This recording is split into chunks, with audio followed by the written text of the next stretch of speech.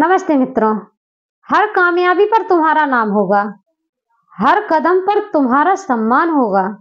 डटकर मुश्किलों का सामना तो करो, एक दिन वक्त भी तुम्हारा गुलाम होगा। तो आप सभी का स्वागत है मेरे चैनल साहित्य का सफर में। आशा करती हूँ आप सभी स्वस्थ प्रसन्न होंगे और खूब मन लगाकर पढ़ रहे होंगे। तो देखिए, सरकारी जॉब ही सबको क्यों चाहिए? कभी विचार किया है आप लोगों ने सरकारी जॉब ही आपको क्यों चाहिए? हम सभी तैयारी करते हैं, सभी को तैयारी करना है और सभी को सरकारी जॉब चाहिए। वह इसलिए है क्योंकि सरकारी जॉब जो है उससे हमारी लाइफ सिक्योर रहती है, हमारी जिंदगी सुरक्षित हो जाती है। इसलिए हमें सरकारी जॉब ही चाहिए, क्योंकि प्राइवेट भी कर सकते हैं, प्राइवेट में भी बहुत अच्छा पैसा मिलता है और हमारा जीवन वहां पर सिक्योर नहीं है। प्राइवेट जॉब में क्या होता है कि जब तक हम उनको कमा कर देंगे तब तक ही वह हमें देंगे, और सरकारी में क्या होता है कि हमारे साथ साथ हमारी 2 पीढ़ियां भी इस सुविधा का लाभ उठा पाती हैं। कहते हैं ना कि ऑन द स्पॉट, कभी अगर किसी को ऑन द ड्यूटी कभी किसी की दुर्घटना हो जाती है तो उसके साथ साथ उसके परिवार वालों को और उसके माता पिता को भी सुरक्षा का आवरण सरकार की तरफ से दिया जाता है। इसी प्रकार से मेरे कहने का मतलब ये नहीं है कि कभी भविष्य में किसी के साथ में दुर्घटना हो, ऐसा नहीं है। मैं आप लोगों को इसके माध्यम से समझाना चाह रही हूँ कि सरकारी जॉब का क्या महत्व है हमारी जिंदगी में। हमारे साथ साथ हमारी 2 पीढ़ियां और से सिक्योर हो जाती हैं, सुरक्षित हो जाती हैं। इसलिए आज के टाइम पे हर व्यक्ति पढ़ाई तो करना चाहता है प्राइवेट, लेकिन जॉब पाना चाहता है सरकारी। और ऐसे ही हमारा सपना भी है कि हमें भी एक सरकारी जॉब प्राप्त करनी है। जॉब प्राप्त करने से पहले आपको जो है मेहनत करनी होती है। मेहनत के आपने देखा होगा, मेहनत वही कर पाता है जिसका बैकग्राउंड, आप अपने बैकग्राउंड में जाकर देखिए। सबका बैकग्राउंड अलग होता है, किसी का बैकग्राउंड सेम नहीं होता। किसी के घर में मंथली लाखों रुपए भी आते हैं और किसी के घर में 2-4 हजार बड़ी मुश्किल से आ पाते हैं। तो सबका बैकग्राउंड अलग होता है। आप लोगों को याद रखना होगा कि किसका बैकग्राउंड कैसा है, क्योंकि हमें यही चीज सोचने पर मजबूर कर देती है कि किसका बैकग्राउंड कैसा है, और उसी के अनुसार हमारा डिसीजन बनता है कि हमको आगे करना क्या है। आप लोगों का भी अलग लक्ष्य होगा, आप लोगों को भी अपना बैकग्राउंड पता होगा कि आपका बैकग्राउंड कैसा रहा है और आपको किस क्षेत्र में तैयारी करनी है। अर्थात आपने भी सोच रखा होगा, आपको भी पता होगा कि आपके माता पिता अभी कितने साल और आपके ऊपर कितना पैसा खर्च कर सकते हैं, ये सब आपके ऊपर डिपेंड करता है। तो इन सब के माध्यम से आज मैं आप लोगों को समझाना चाहती हूँ कि सभी लोग जो भी पढ़ाई के क्षेत्र में है, सभी लोग अपने बैकग्राउंड को देखते हुए ही अपने आगे भविष्य की तैयारी करते हैं। वह तैयारी हमको इतनी मजबूत करनी है, क्योंकि हमको ये नहीं देखना है कि हमारा बैकग्राउंड कितना मजबूत है और कितना होने वाला है।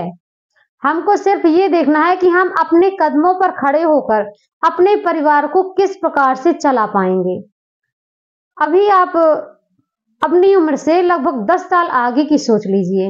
अभी तो आप लोग जैसे अपने बहुत से लोग हैं जो अपने माता पिता पर डिपेंड है या फिर किसी अन्य पर डिपेंड है, और कैसे उनका खर्चा चल रहा है। चलिए मान लिया कि अभी आप किसी और पर डिपेंड है, पर अपने पर डिपेंड कब होंगे? आप कब जागेंगे? अभी अपनी इतनी थिंकिंग बना लीजिए कि यदि आप आगे के 10 साल देखेंगे, जब आपके माता पिता बूढ़े हो चुके होंगे और वह आपके ऊपर निर्भर करने लगेंगे, तब आप लोग उनका भरण पोषण कैसे कर पाएंगे? उसके लिए आप अभी जागिए और अभी अपने लक्ष्य को प्राप्त करना शुरू कर दीजिए, क्योंकि आपके पास अभी बहुत समय है। आपके पास अभी समय है कि आप अपनी तैयारी बहुत अच्छे से कर सकते हैं, अपनी तैयारी को बहुत अच्छे से बना सकते हैं। इसी के साथ में आप सभी को डेली मोटिवेशनल वीडियो लाती हूँ, इसलिए आज मैं इस वीडियो के माध्यम से आप सभी को बताना चाहूंगी, क्योंकि बैकग्राउंड में क्या होता है, सबकी फाइनेंशियल प्रॉब्लम सभी की अलग अलग होती है। किसी के पास मंथली खर्च करने के लिए 10,000 भी रुपए नहीं होते, और कोई मंथली लाखों रुपए खर्च कर देता है। सबकी पॉकेट मनी अलग होती है, सबका मंथली खर्चा अलग होता है। इसी प्रकार से आपको अपनी सैलरी, अपनी जो मंथली इनकम है आपके माता पिता की, समझ लीजिए, क्योंकि आप अभी कुछ नहीं कर रहे हैं, तो सबकी मिलाकर आप लोग देख लीजिए कि आपके घर में कितनी आमदनी है, अभी कितना आ रहा है। यदि कुछ भी नहीं है तो आपको उतने में ही गुजारा करके, अपने शौक पूरे ना करके अपनी पढ़ाई के लिए वक्त देना है। आप अपने शौक में कमी कर सकते हैं। महंगे कपड़े, महंगे जूते पहनना अभी जरूरी नहीं है। महंगे महंगे जेवर या महंगा महंगा कोई भी सामान लेना अभी जरूरी नहीं है। आप वही खर्च अपना पढ़ाई के ऊपर करिए। आप उन्हीं पैसों से अपने पढ़ाई के लिए सामान खरीदिए, अपनी पढ़ाई के लिए अच्छी अच्छी किताबें खरीदिए, नोट्स खरीदिए और उन्हीं से अपनी तैयारी करिए। क्योंकि ये सब जो पैसा होता है ना, पढ़ाई के लिए जो पैसा लगाया जाता, वो कभी वेस्ट नहीं जाता। वो आपका इन्वेस्टमेंट के रूप में आपके सामने आता है। जब आप आगे के फ्यूचर की तैयारी कर रहे होते हैं ना, तभी यही किताबें आपका सहयोग करती हैं। इसलिए मित्रों, मैं आप सभी से बार बार कहना चाहूंगी कि अपनी स्थिति को देखकर आगे बढ़िए। आप भले ही बाहर से रहें साइलेंट, बाहर से भले ही साइलेंट रहें, लेकिन अंदर वह आग नहीं बुझनी चाहिए, वह जुनून नहीं बुझना चाहिए, वह तूफान नहीं बुझना चाहिए जिसका नाम कामयाबी है। और यही सोच के साथ आपको एक ना एक दिन कामयाबी जरूर मिलेगी। मेरी बातें यदि आपको थोड़ा सा भी प्रोत्साहित करती हैं तो मुझे कमेंट बॉक्स में कमेंट करके जरूर बताइएगा। मैं प्रतिदिन आपके लिए सोचती हूँ, रात भर, जैसे कि मैं यूट्यूब का काम कर रही हूँ ना, तो मुझे भी आप लोगों के लिए डेली नए नए वीडियोस लाने के लिए बहुत सोचना पड़ता है। बहुत सोचना पड़ता है कि आप लोगों को किस प्रकार से मोटिवेट कर पाऊं।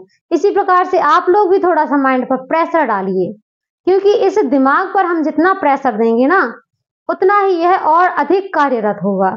तो कभी ये मत सोचिए कि हमारा दिमाग कभी थक जाएगा। दिमाग कभी थकता नहीं है। ये हम लोग महसूस कर लेते हैं कि हम अभी बहुत थकान में हैं, हम ऐसा नहीं कर सकते, हम वैसा नहीं कर सकते, लेकिन दिमाग हमारा कभी भी थकता नहीं है। हाँ, बस यदि आप उसको कोई संकेत नहीं देते हैं ना, तो वह शून्य हो जाता है, चैतन्य अवस्था में चला जाता है। और इसी प्रकार से आपको अपने दिमाग को हमेशा जागृत रखना है, उसको हमेशा मोटिवेट करते रहना है कि मेरा लक्ष्य ये है, मुझे प्राप्त करने के लिए इतनी मेहनत करनी है। जो भी मेरी वीडियो देख रहे हैं उन सभी मित्रों से मैं एक बार फिर से कहूंगी कि अब आप छोटे बच्चे नहीं हैं। यदि आपने ग्रेजुएशन क्वालिफाई कर लिया है, ग्रेजुएशन यदि आप पार कर चुके हैं, तो अब आप छोटे बच्चे नहीं हैं। आप 18 साल की उम्र से आगे के हो चुके हैं।